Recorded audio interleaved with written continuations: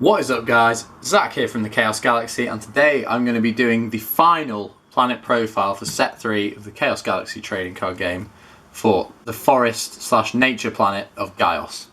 So I've got loads of brand new cards to show you here. This is really the second to last planet profile because I've got all the no planet cards to still show you before I release the set, but I'll get onto the new cards in just a minute and do a quick recap of the planet so far.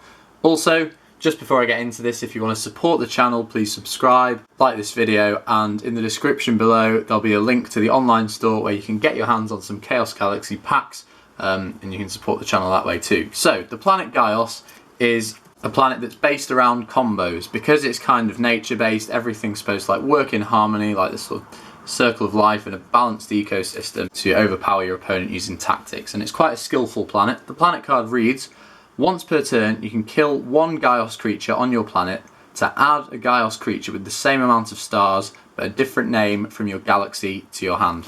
The cards we have so far for Gaios from set 1, we've got Hoblog, Trekatrenk, Scythe Sect, Viridius the Devourer, Floop, Seed Blaster, Sucker Slug, first combine a creature with an ability, and then we have the support card, the Magical Zemelian Tree.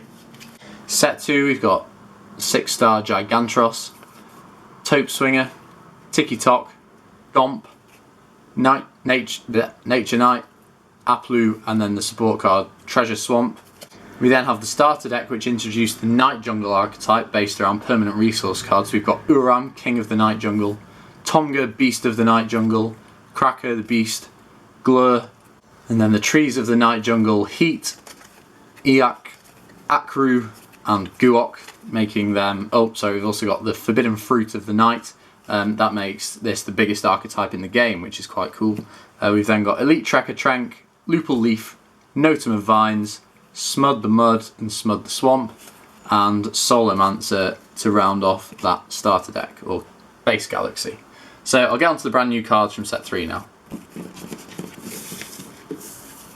So first off, we have Stekatoka and Poketaka. Stekatoka came in the starter deck or base galaxy, and he's got 80 power and 60 health and is a 4-star, so pretty weak base stats, but then this creature permanently gains 20 power and 20 health for every star you have at the time it's played.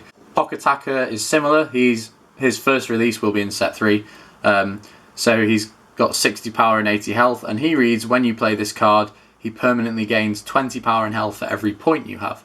So it's more likely that Poketaka will have higher stats than Stekatoka, although he's going to be at his most powerful towards the end of the game. If you're just going for that final push with a big powerful creature when you win, you can maybe kill a 4-star Gaios creature using the planet, get your Poketaka to your hand and get those final few points, him being really powerful at the end of a game to just kind of finish things off. So Poketaka, I think, will be pretty useful for the planet Gaios. Next up, we've got a new card. It's a 1-star, and his name is Thorngabork. There's a lot of very useful 1-stars that are coming out in this set. There's a bit of a theme, so hopefully there'll be some kind of whole galaxy based around them. But he's got 60 power, 10 health, so pretty useless stats-wise. He's a common, and he reads: when this creature is killed by an attack, you draw 1 card. And that can be if an opponent's card attacks him and kills him, or if he attacks an opponent's card and kills himself, if you desperately want to draw 1 card.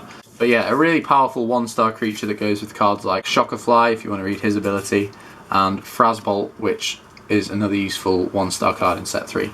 So these guys are kind of shaping up to make quite a nice engine inside Galaxies for set 3, which is quite cool.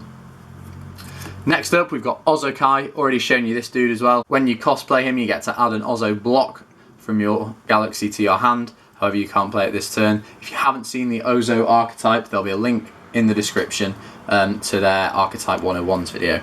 Next up, we've got a pretty powerful card which I think is definitely going to be very widely used when set 3 comes about. I really like its artwork too. It's called Underwood Burrower. It's a 6-star, so that means it can be searched with the ability of the planet Gaios by Gigantros, although you'll have to pay a pretty hefty 6 stars to do that. But he's got 320 power and 240 health, so quite good stats. Oops. And his ability reads: to play this card, you must kill 1 zoned resource card on either planet, and if it's a cosplay, you also have to pay stars. So if you want to free play or cosplay him, as well as any cost, you have to kill 1 resource card on either planet, which can be kind of bad. because you can't play him if there aren't any resource cards on a planet. But on the converse, you could be getting rid of a really annoying resource card that your opponent has, getting a 6-star creature on board and completely flipping the game around. Also, it lets you kill cards on your planet, so it goes quite well with the Trees of the Night Jungle if you want to kill one of these cards to, you know, bring him out. Or if your opponent's played something like a Slush Infestation on your planet and if that's really screwing you over, you can then go and kill that. So Underwood Burrower, I think, is a really good card. Definitely going to be widely used in Gaios decks, and I think quite widely used just in the game in general. So yeah, really happy with the artwork it came out with, and think this is definitely going to be one to watch in set 3.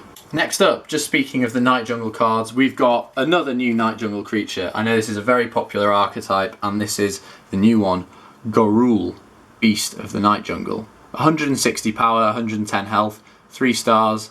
Common. He's a pretty weird looking creature with his like antenna eyes, but quite cool looking, I think. He's a common who reads, you can kill one of your zoned Night Jungle resource cards to gain 3 stars. And that's not a once per turn ability or anything. You could do some absolutely killer move. I don't even know if this would be worth it, but you could do some killer move where you kill 3 Night Jungle trees all at once. You gain 9 stars, pay 8 of them to bring out an Uram, and then you get all these abilities at the end of the turn. I feel that's pretty much game over if you manage to do that. But what's quite good is, because he himself has 3 stars, if you want to play one, kill a Night Jungle tree, and then you gain 3 stars, you can go ahead and play another Gorul, or a Tomga, or another Night Jungle creature. So I think Gorul is a good card to round off the Night Jungle archetype, and will definitely, I think maybe 2 copies should be used in a Night Jungle deck. Also, because he's got 160 power, it just pushes him over that threshold to gain 2 points from an attack, which is another good thing about him. Next up, 2 more cards to show you. We've got Galaxy Rock, the ridiculously rare from set 3. I showed this in the last video, and from some feedback about him, I'll just read out what he does. 350 health, which I'm thinking of raising to 400, depending on your guys' opinions. Let me know in the comments if you think this card's powerful enough already, or if the extra 50 health would make him a better ridiculously rare card. But once per turn, you can change his planet to any planet of your choice, including a no planet creature. So a really versatile card, and this lasts until the end of your opponent's next turn, and you can also do it whilst he's killed, not just whilst he's alive. So a really good card. I won't dwell on him too much because I did in my last video, but let me know if you think his health should be boosted up to 400 and it'll stay at 350. The final creature we have is just, I was running out of ideas to be honest, is called Vokapekimak. He's got 150 power, 60 health, he's a 2-star, and he's just a bit weird. Pretty much all I need to say, but I just hadn't made a non-ability card for Gaios in set 3, so thought I would. Although actually 2 points for an attack with 150 power for a 2-star is quite handy sometimes. So that's that. Next up, the support card for set 3. It's just more searchability. Gaios is a very strong planet, however they're just inconsistent, so you need to be able to search out cards at will. So 3-star Thistle, add a Galaxied 3-star Gaios creature to your hand, and that's all it does. Works really well with like the new Night Jungle card I showed you. Works really well with the card from set 2, Taupe Swinger, because if he's added to your hand by a card ability, you just get to free play him straight away, so that's pretty cool. You can add an Ozo Kai to your hand and get started with your Ozo Block, Ozo Kai, Ozo Bam chain. Works with Seed Blaster. If you've got a combo piece that comes into play when your opponent loses points, Seed Blaster is a great way to help out combos like that. So I think 3-starred Gaios cards, there's so many of them that this card can't not be good in some way. So that's 3-starred Thistle. Next card we have is a card from the lore, Shattered Core, Crystal Core of a Planet, which reads, once per turn you can make any zoned creature a no planet creature until the end of your opponent's next turn. Which is good because if your opponent has cards that like maybe directly affect Gaios creatures, you can use it defensively. It can also work if your opponent wants to use some kind of combo with their planet card. You can just say no, your creature is going to be a no planet creature instead, and you can't do any combos based around him. So a really good card, and because it's a once per turn ability that just is a permanent resource, I think this is going to be a very strong card in set 3. Next up we have the card Point Trap, featuring the Ozo archetype, which reads, kill any amount of your zoned creatures and gain 1 point for each. But I'm sure there'll be a couple of combos that come out with this. Also, for ages I've been wanting to make a point ability deck which is where you kind of gain points not by attacking but just through card abilities, so this could be definitely useful for that.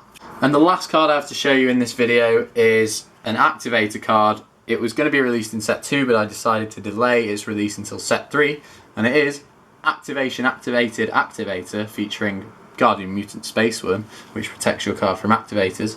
And it just simply reads, when your opponent plays an activator card, you kill it. So your opponent activates a Beast of the Black Hole. In response to that activation, you activate your Activation Activated Activator, stops your opponent's Beast of the Black Hole, and you can go ahead and kill your opponent. So I think this is a fun card. Don't know if it'll be used by everyone because there aren't too many like amazing activator cards that are out at the moment, but a fun card, and it'll be definitely good to troll people with at some point in the future.